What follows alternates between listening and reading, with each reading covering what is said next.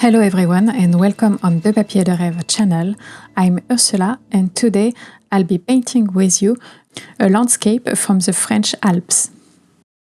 And for this landscape I will be using some particular color today. It's the color from Schmincke. It's a new set of granulating colors and it's the Tundra set.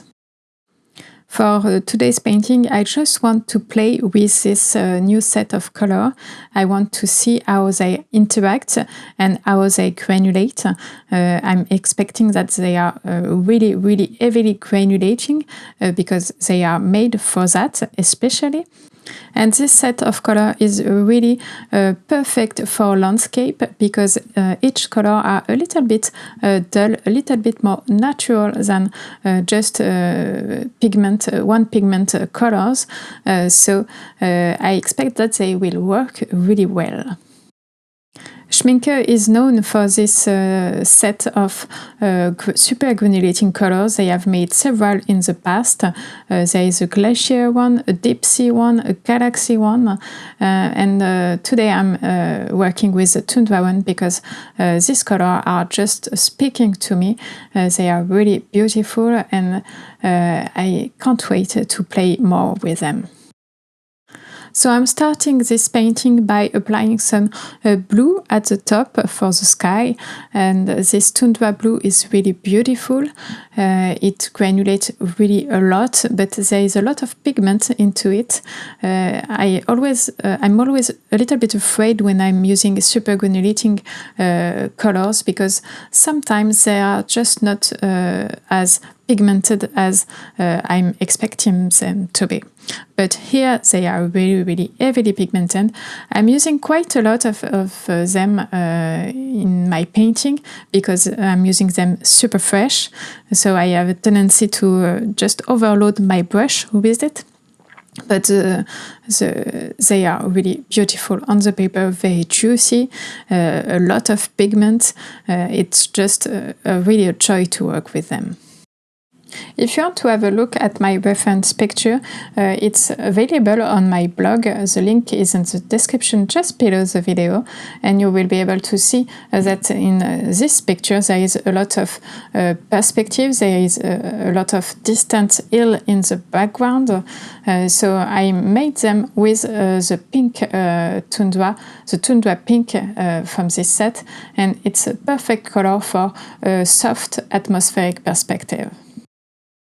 And for the hills that are a little bit close for me, I'm using the violet Tundra because it's a darker color in the set, and this particular hill is in the shade, so a dark color is just perfect for that. And for the closest part of the landscape from me, I'm using the green Tundra for it and a little bit of the orange Tundra into it. And you can see right away that all the colors are working really well together. It's really a pleasure to work with them. They are applying really well. They have a lot of pigment to it, and they are quite fun to watch to dry and apply on the paper because they are changing with the time. The violet, when I first apply it, it looks really violet. It looks really dark, but when it dries, all the brown pigment from it is emerging, and it looks totally different. And it's quite fascinating to see that happening on the paper. And even though it's a first layer and this landscape is quite minimalistic, it's very interesting how the granulating color add a lot of detail and interest into this first layer. I just want to look at the way the color are merging together and granulating and separating. It's a really fascinating colors. And I will let this layer dry and I will talk you through my supplies. For the brushes, I'm using an Escoda Último 1 inch and another Escoda Último 1/2 inch in an oval shape. For the colors, I'm using the set of granulating color from Schmincke. in Tundra Orange, Tundra Violet, Tundra Green, Tundra Blue, and Tundra Pink. And for my paper today it's from Arches, and it's the rough grain.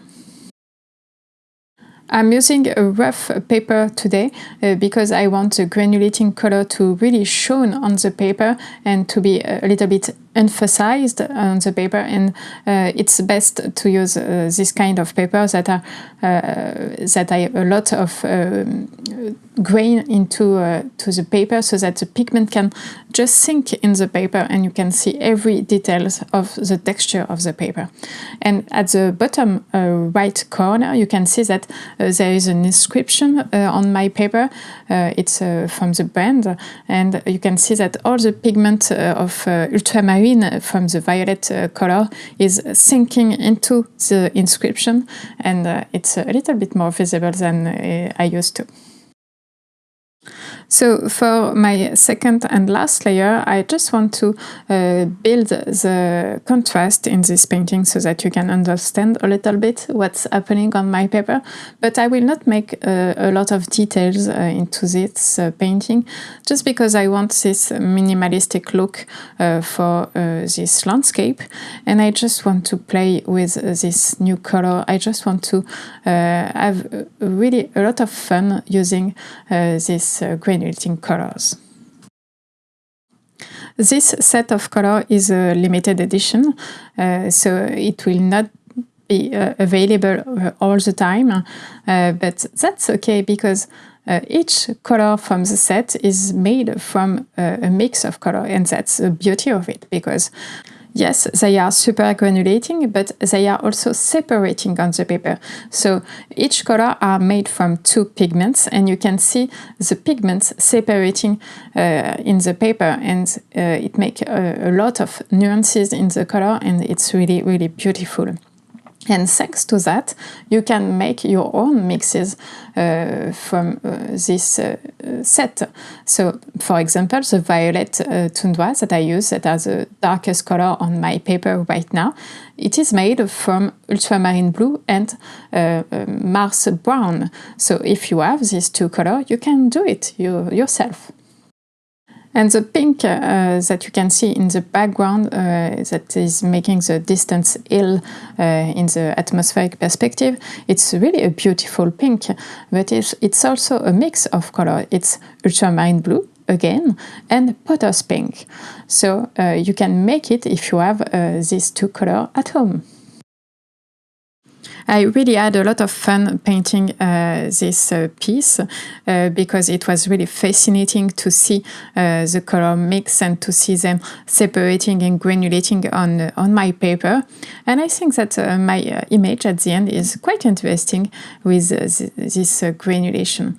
But to be fair, I will not use them just alone in my painting in the future, because I think that it's better to work them with a contrast. So super granulating color will appear more granulating if they are just soft color around it. But it was really fun to work just with them once. And this video is now ending. Thanks for watching, and I hope you like it. Please check the blog post for more information about it, and of course tell me what you think in the comment. See you soon.